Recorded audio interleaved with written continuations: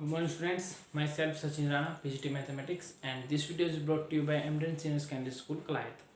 तो आज हम 11th क्लास में जो चैप्टर 7 है दैट इज परम्यूटेशंस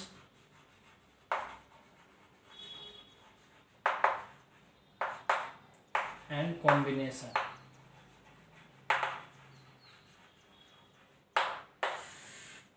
हम ये अभी कर रहे हैं चैप्टर। इससे पहले जो क्लास हुई थी उसमें हमने फैक्टोरियल के बारे में पढ़ा था, ठीक है। तो आई होप आपको समझ में आ गया होगा फैक्टोरियल। जिस भी बच्चे ने वो क्लास नहीं अटेंड की है ऑनलाइन, मैं सजेस्ट करूँगा इस वीडियो के डिस्क्रिप्शन में जो लिंक है उस लिंक पे जाके वीडियो देखें, क्योंकि वो इससे प्रीवियस वीडियो ही है। मैं जितनी भी वीडियोस बनाता हूँ उन सभी के डिस्क्रिप्शन में मैं एक लिंक देता हूँ जो कि प्रीवियस वीडियो को कनेक्ट करता है प्रेजेंट वीडियो से, ठीक है। तो अगर किसी बच्चे ने वो नहीं देखा है लेक्चर फैक्टोरियल का, क्योंकि काफ़ी इम्पोर्टेंट है जब हम परम्यूटेशन और कॉम्बिनेशन स्टार्ट करेंगे, ठीक है। तो उसमें हमने फैक्टोरियल के बारे में पढ़ा था। आज थोड़ा सा आगे बढ़ते हैं। आज का टॉपिक है हमारा फंडामेंटल थ्योरम ऑफ काउंटिंग।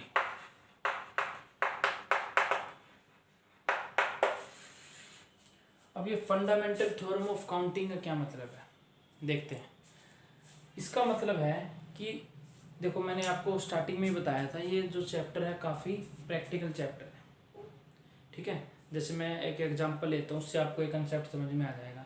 जैसे कि मान लीजिए क्लास में 3 बॉयज़ हैं 2 गर्ल्स हैं, ठीक है। मान लीजिए we have a class in which 3 boys and 2 girls, ठीक है। अब देखिए,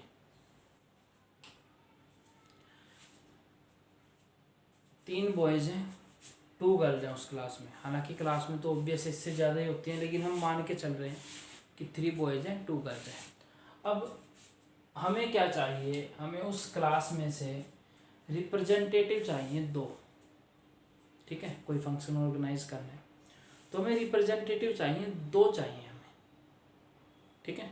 तो अब कंडीशन ये है कि एक बॉयज़ होना चाहिए, एक क्या होनी चाहिए, गर्ल। तो हमें चाहिए एक लड़का और एक लड़की, ठीक है। अब क्वेश्चन ये आता है कि हमारे पास कितने तरीके हो सकते हैं। बॉयज है हमारे पास B1 B2 B3, गर्ल्स हैं G1 और G2। अब हम कौन कौन से तरीके से ले सकते हैं, ठीक है। एक तो ये केस हो गया। दूसरा केस ये है कि मान के चलिए हमें एक सिंगल चाहिए, मतलब कि या तो बॉय हो या फिर गर्ल हो, ठीक है। एक चाहिए हमें, वो एक क्या हो सकता है, वो बॉयज़ भी हो सकता है, लड़कों में से हो, या हो सकता है वो गर्ल में से हो। तो कितने तरीके बनेंगे। तो इसमें ध्यान दीजिए, हमारे पास फंडामेंटल थ्योरम ऑफ काउंटिंग में, क्योंकि हम काउंट करते हैं कि कितने एक केस में हैं, दूसरे में कितने केस हैं, ये केस हम काउंटिंग करते हैं, तो इसलिए इसको बोलते हैं फंडामेंटल थ्योरम ऑफ काउंटिंग। और इसमें 2 पार्ट है हमारे। पहला है मल्टीप्लिकेशन और दूसरा है एडिशन, ठीक है। अब इससे ये लिंक कैसे है वो मैं बताता हूँ। मान लीजिए हमारे पास M बॉयज़ हैं N गर्ल्स, यही केस मैं ले रहा हूँ, ठीक है। यही केस कर रहा हूँ मैं, डोंट वरी। मैं सिर्फ इसको थोड़ा सा एक जनरलाइज्ड वे में बता रहा हूँ। मान लीजिए M बॉयज़ हैं हमारे पास और N क्या है, गर्ल्स है। M बॉयज़ हैं N गर्ल्स है, ठीक है। हमें एक बॉय लेना है, गर्ल लेनी है, एक बॉय लेना है और एक क्या लेनी है, गर्ल लेनी है। मतलब इसमें ध्यान से देखिए, बॉय लेने के हमारे पास कितने तरीके हैं, M है, क्योंकि बॉयज़ कितने हैं, M है। गर्ल्स को लेने के कितने तरीके हैं, N है, क्योंकि उस क्लास में टोटल गर्ल्स कितनी है, N है। तो मान लीजिए हमने एक बॉय ले लिया, एक फिर ले ली गर्ल, तो दोनों काम होने हैं, बॉयज़ भी लेने हैं गर्ल्स भी लेने हैं। तो जहाँ पर भी दोनों हो एक साथ, मतलब आपने पहले एक काम किया उसके बाद आपने दूसरा काम किया, ऑप्शन नहीं है हमारे पास, दोनों ही करने हैं आपको, वहाँ पे हम मल्टीप्लिकेशन करेंगे। तो जो नंबर ऑफ वेज होंगे वो आएंगे M इंटू N, मतलब इतने तरीके हैं हमारे पास, M इंटू N तरीके, ठीक है। अब यहाँ से देखते हैं, इसका लिंक आपको समझ में आ जाएगा। जैसे 3 बॉयज हैं 2 गर्ल्स हैं, अब हमें एक बॉय लेना है, गर्ल लेना है, तो कौन कौन से हो सकते हैं? कॉम्बिनेशन हो सकता है B1 G1 हो जाए, कि मैंने पहले B1 लड़के को ले लिया, उसके साथ G1 लड़की को ले लिया। तो एक तो ये हो सकता है कि मैं ऐसे सेलेक्ट कर लूँ, तो एक तो तरीका ये हो गया। दूसरा हो सकता है B1 के साथ मैंने G2 को ले लिया हो, दूसरा तरीका ये हो गया। तीसरा हो सकता है कि B2 के साथ G1 फिर B2 G2, ठीक है। या हो सकता है B3 G1 B3 G2। तो टोटल देखिए कितने तरीके हुए, 1 2 3 4 5 6, 6 तरीके हुए मेरे पास। तो 6 कैसे आया? 3 × 2 6, क्योंकि दोनों ही केस होने थे, बॉयज भी लेने थे गर्ल्स भी लेनी थी। तो जहाँ पे दोनों केस हो, हमारे पास कोई चॉइस ना हो, आपको पहला केस भी करना है फुलफिल, और उसके बाद मतलब लेने के बाद, पहला केस कंप्लीट होने के बाद तुरंत दूसरा करना है, ठीक है, वो भी कंप्लीट करना है। तो उस टाइम पे हम क्या करते हैं? मल्टीप्लिकेशन करते हैं, ठीक है, समझ में आ गया। अब बात आती है एडिशन की। एडिशन कब करते हैं? एडिशन का मतलब होता है जब आपको दोनों में से कोई एक लेना हो। जैसे बोल दिया जाए कि जी हमें एक, मतलब कि जो 3 बॉयज़ हैं और 2 गर्ल्स हैं, वो बोल दीजिए एक स्टूडेंट चाहिए हमें, ठीक है, एक रिप्रेजेंटेटिव बनाना है, तो कोई एक चाहिए। अब उसमें कोई एक में कौन हो सकता है? B1 भी हो सकता है, B2 भी हो सकता है, B3 भी हो सकता है, या G1 भी हो सकता है, G2 भी हो सकता है। तो हमारे पास तो टोटल 5 तरीके हैं। तो 5 कैसे आए? इन दोनों को प्लस ही तो किया हमने, 3 + 2 5 है। कोई भी हो सकता है, B1 हो सकता है, B2 B3 G1 G2, 3 boys में से कोई भी ले सकते हैं हम। 3 लड़के तो बॉयज़, मतलब 3 बॉयज़ के हो गए तरीके, 2 गर्ल्स के हो गए, तो कितने हो गए टोटल? 3 + 2 5। तो सेम एडिशन में यही केस अगर हम करें तो एडिशन के कितने तरीके होंगे? M+N, ठीक है, समझ में आ गया। तो एक बार मैं फिर से बता देता हूँ, ध्यान रखें, जब भी कोई काम M तरीके से हो रहा हो, एक काम, उसके बाद दूसरा काम मान लीजिए N तरीके से हो रहा है, और हमें पहले काम के बाद दूसरा काम करना है और बताना है कि टोटल कितने तरीके लगे, तो उसमें अगर हम दोनों काम हो रहे हैं, पहला भी उसके तुरंत बाद दूसरा हुआ है, तो हम मल्टीप्लाई करते हैं M × N। जब दोनों हो रहे हो, 2 की बजाय 3 भी हो सकते हैं, मान लो पहले M हो गया, फिर N हो गया, फिर एक और काम है P, तो M × N × P मल्टीप्लाई हो जाएगा। मतलब सिंपल सी बात है, जहाँ पर दोनों लेने हैं हमें, कोई ऑप्शन नहीं है, एंड A एंड B, तो जो हाँ एंड का केस आ जाए A एंड B, वहाँ पे मल्टीप्लाई करनी है। जहाँ और का केस आ जाए A और B, या तो ये या ये, या बॉयज ले लो या गर्ल्स ले लो, हमारे पास जहाँ ऑप्शन हो वहाँ पे क्या करना है? हमें प्लस करना है, ठीक है, समझ में आ गया। तो ये थी फंडामेंटल थ्योरम ऑफ काउंटिंग, जिसमें फंडामेंटल थ्योरम एक मल्टीप्लिकेशन की थी, एक थी एडिशन की, ठीक है। आई होप समझ में आ गया होगा आपको। ना pause the video and note it down.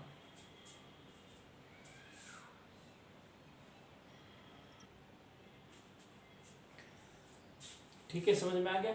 अब जरा क्वेश्चन देख लेते हैं।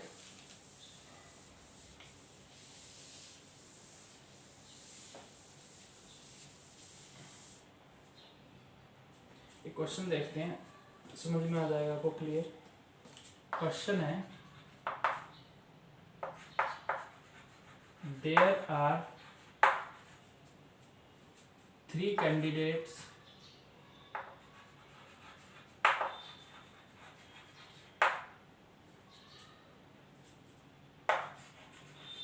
for a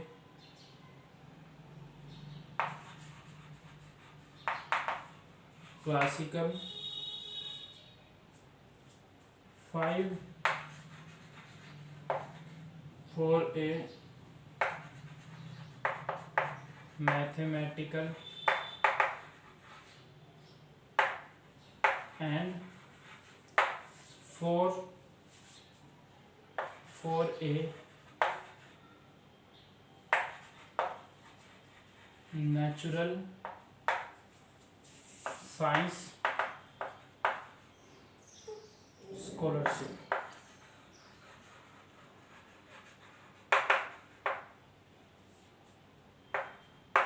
Number one, in how many ways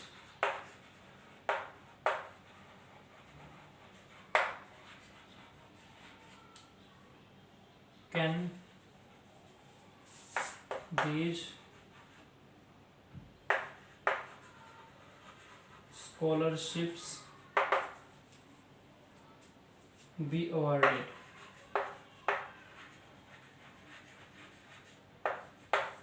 Second part है, in how many ways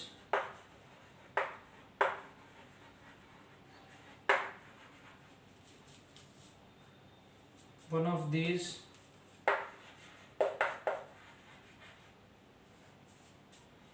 scholarships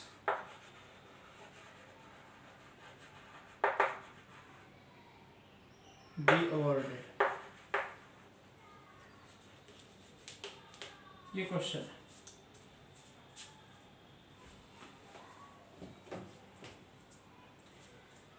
ठीक है, देखते हैं जरा।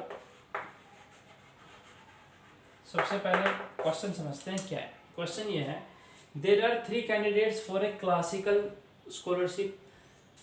कोई कॉलेज है, ठीक है, या इंस्टीट्यूट है, कोई भी एक आपको यहाँ पर मेंशन नहीं कर रखा है। कोचिंग सेंटर हो सकता है, स्कूल हो सकता है, कॉलेज हो सकता है, ठीक है।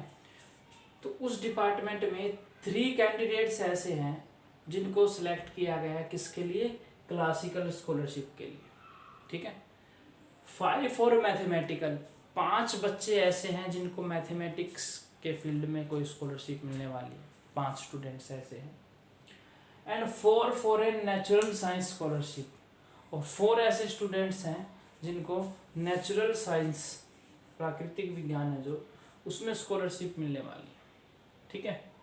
There are 3 candidates for a classical के लिए 3 कैंडिडेट हैं, 5 फॉर ए मैथमेटिकल के लिए 5 है, and 4 for a natural science scholarship. 4 जो स्टूडेंट्स हैं वो नेचुरल साइंस स्कॉलरशिप के लिए हैं। अब पूछा क्या गया है, first, in how many ways can these scholarship be awarded? कितने तरीके से ये स्कॉलरशिप्स अवॉर्ड की जा सकती है, मतलब कितने तरीके से स्कॉलरशिप दी जाएंगी। अब देखिए, इसमें पूछा गया है कितने तरीके से स्कॉलरशिप्स बी अवॉर्डेड, तो इसका मतलब तीनों स्कॉलरशिप देनी है हमें पहले देनी है क्लासिकल की, उसके बाद देनी है मैथ्स की या फिर नेचुरल साइंस की, ठीक है। आगे पीछे दे सकते हैं, पहले मैथ को दे दो, फिर क्लासिकल को दे दीजिए, बाद में नेचुरल साइंस को दे दीजिए, या कैसे भी रूटीन करेंगे, लेकिन देनी तीनों है, देनी हमें तीनों है, ठीक है। अब फंडामेंटल जो थ्योरम थी काउंटिंग की, उस पर आ जाइए। जो मैंने पिछला केस बताया था कि 3 लड़के हैं, 2 लड़के हैं, लड़का भी लेना है एक, कोई भी एक लेना है उनमें से, ठीक है। लड़के भी ले, लड़कियां भी लेनी है, कोई भी ले सकते हैं, ठीक है। लेकिन जो, क्योंकि दोनों लेने हैं तो केसेस हम क्या करते थे, मल्टीप्लाई करते थे, क्योंकि हमारे पास ऑप्शन नहीं है। ऐसे यहाँ पर हमारे पास ऑप्शन नहीं है कि क्लासिकल स्कॉलरशिप एक को ही देनी है। ये नहीं है कि 3 के 3 बच्चों को वो हमें मिल गई स्कॉलरशिप, कैंडिडेट एक ही होगा। वो तो नॉमिनेशन है, 3 कैंडिडेट्स हैं, उनमें से देनी है किसी एक को। 5 कैंडिडेट्स हैं मैथमेटिक्स के, उनमें से किसी एक को देनी है।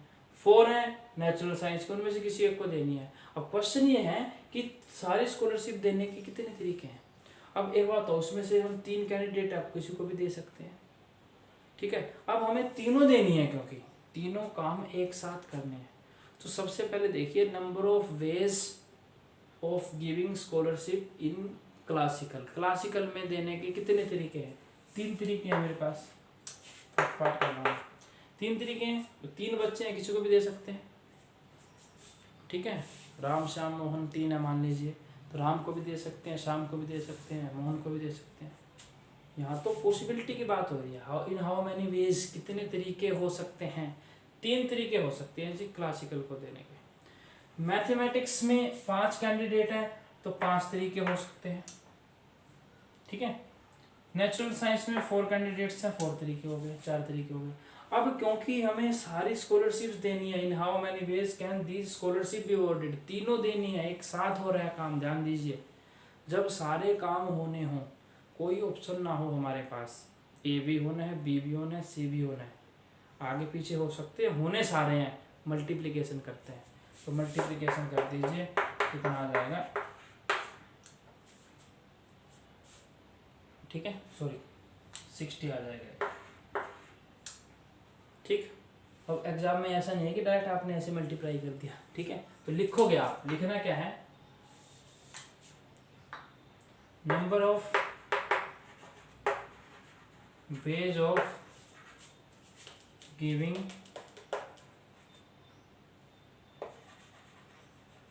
Classical scholarship 3। Number of ways of giving classical scholarship, classical scholarship को देने के नंबर ऑफ वेज कितने हैं, 3। Number of ways of giving mathematical scholarship 5। Number of ways of giving natural science कितने हो गए, 4, ठीक है। Number of ways of giving all the scholarships, क्योंकि आपको सारी देनी है स्कॉलरशिप, मतलब तीनों स्कॉलरशिप देनी है, तो कितने तरीके हो जाएंगे, तो टोटल नंबर ऑफ वेज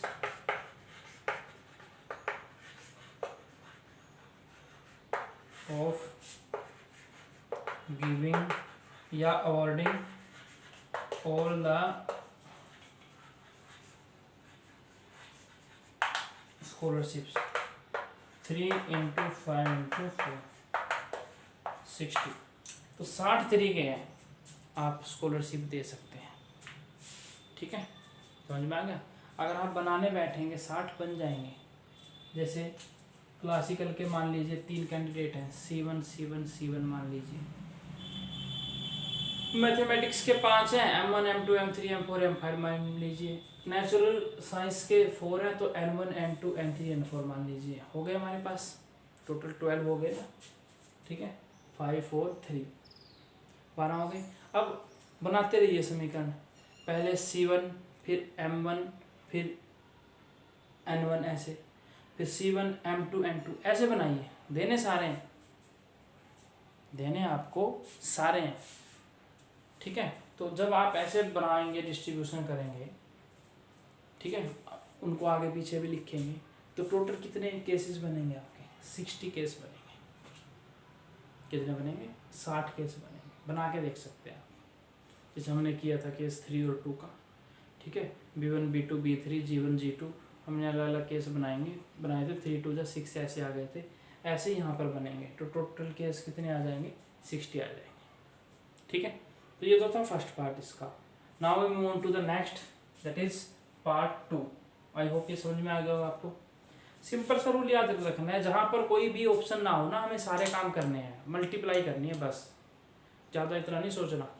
जहाँ पे सारे काम होने हैं, एक काम राम कर रहे, एक मोहन कर रहे हैं, दोनों को करना है तो मल्टीप्लाई हो गई। या राम करे या मोहन करे, कोई एक करे तो उसमें प्लस कर देंगे, ठीक है। अब सेकंड पार्ट देखते हैं ज़रा। सेकंड पार्ट में देखिए, हमारे पास क्लासिकल, मैथमेटिकल, नेचुरल साइंस के अलग अलग तरीके आ गए अवॉर्डिंग के, 3 5 4। अब इसने पूछा गया, in how many ways can one of these scholarship be awarded. अब आपको एक ही स्कॉलरशिप देनी है, इन 3 में से कोई एक देनी है। ये टोटल 12 बच्चे हैं, इन 12 बच्चों के नाम आए हुए हैं, आपने बॉक्स में डाल दिए, और कोई एक निकालना है, कोई एक निकालना है।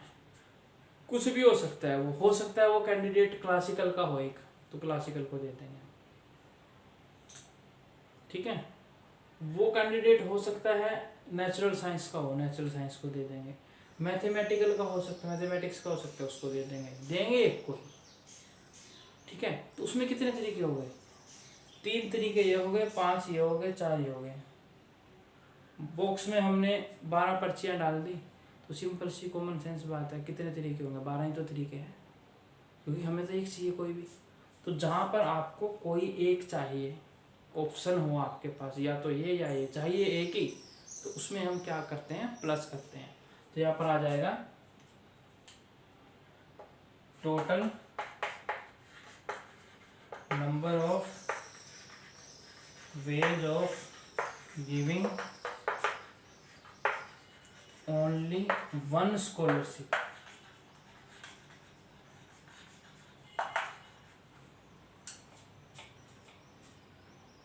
ओनली वन स्कॉलरशिप, एक सिर्फ एक की, तो कितना आ जाएगा 3 + 5 + 4 12 वेज, कितने तरीके हो गए 12 तरीके हो गए। ठीक है, तो ये था जी क्वेश्चन जिसमें हमने डिस्कस किए थे, जो फंडामेंटल थ्योरम थी काउंटिंग की वो लगी हैं इसमें।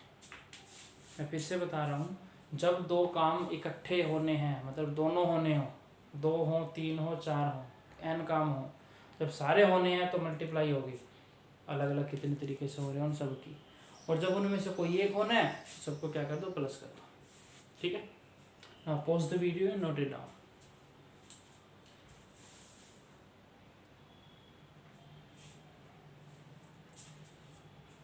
ये चीज़ समझ में आ गई। तो ऐसे ही आपको अब बात आती है जी क्वेश्चंस की प्रैक्टिस की।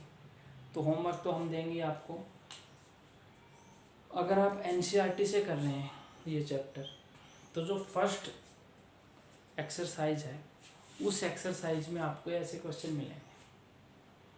ठीक है, फंडामेंटल थ्योरम ऑफ काउंटिंग पे। ठीक है, और जो सेकंड एक्सरसाइज है उसमें वो फैक्टोरियल से दे रखी है, फैक्टोरियल जो हमने कल करवाया था। क्योंकि इस जो ये एक्सरसाइज हमने की है, जो आज की क्लास हुई है, इसका फैक्टोरियल से, परम्यूटेशन से, कॉम्बिनेशन से कोई रिलेशन नहीं है फिलहाल तक।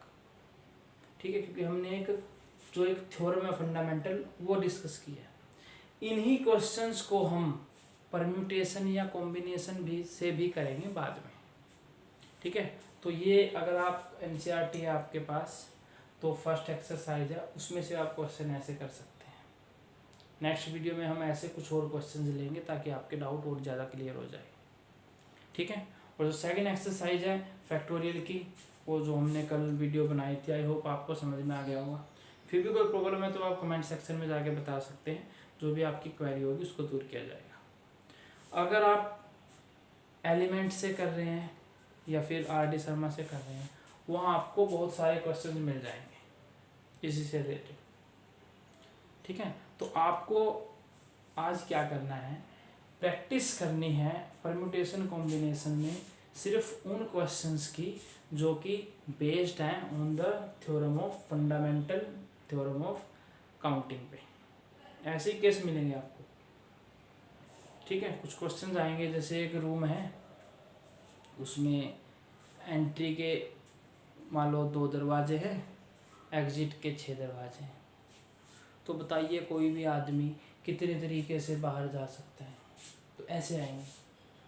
या फिर कुछ थोड़े प्रैक्टिकल क्वेश्चन आते हैं कि जैसे हम नॉर्मली हैंड शेक करते हैं। ठीक है, अगर मेरे साथ कोई एक आदमी खड़ा हुआ है तो मैं हैंड शेक करूँगा, तो कितने हैंड शेक हुए, एक ही तो हैंड शेक हुआ। लेकिन अगर एक और बंदा आ गया, 3 हो गए, ए बी सी, तो ए ने बी से हाथ मिलाया 1, ए ने सी से हाथ मिलाया 2, बी ने सी से हाथ मिलाया 3, तो 3 हैंड शेक हो गए। तो ऐसे ही क्वेश्चन पूछा जाएगा आपसे कि अगर n नंबर ऑफ मान लीजिए पर्सन है, 20 है 50 है, तो आपको बताना है कि कितने हैंड शेक हुए। ठीक है, तो आपको थोड़ा सोचना है, क्योंकि इन क्वेश्चंस में ना इस जो ये मैंने थ्योरम बताई है आपको कि जब दोनों काम हो रहे हैं, दोनों करने हैं तो मल्टीप्लाई करनी पड़ेगी, अलग अलग करना है तो प्लस करनी पड़ेगी। एक्चुअली देखा जाए तो इस थ्योरम की भी जरूरत नहीं थी, थोड़े से आप कॉमन सेंस लगाए अगर हम सभी, तो ये तो नॉर्मल क्वेश्चन था, 3 × 2 का था, इसमें मल्टीप्लिकेशन का तो अगर मैं ये थ्योरम बिना बताए ही करवाता आपको, तभी तो आपको पता चल गया था कि 3 बॉयज़ हैं 2 गर्ल्स हैं, कॉम्बिनेशन बना लिया आपने B1 G1 B2 G2 ऐसे, तो पता चल ही गया। ठीक है, ये तो एक थोड़ा सा एक जनरलाइज्ड वे हो गया आपका कि जब भी 2 काम हो रहे हो एक साथ तो आपको मल्टीप्लाई करनी है। ठीक है, उसमें से कोई एक काम होना है तो उसको क्या करना है, प्लस करना है। ठीक है, तो जो ऐसे ही क्वेश्चन आएंगे तो उन क्वेश्चन को, कई तो क्वेश्चन ऐसे होंगे जो परम्यूटेशन कॉम्बिनेशन के फॉर्मूले से हमें करने हैं, और हम जनरल तरीके से भी कर सकते हैं। कई होंगे ऐसे जिनमें फॉर्मूले लगाने पड़ेंगे हमें। ठीक है, तो आई होप आपको समझ में आ गया होगा आज की वीडियो। तो नेक्स्ट वीडियो में हम मिलते हैं कुछ इससे रिलेटेड क्वेश्चंस करेंगे और उसके बाद हम पर्टिकुलर परम्यूटेशन स्टार्ट कर देंगे। ठीक है, तो मिलते हैं नेक्स्ट वीडियो में। Thank you very much.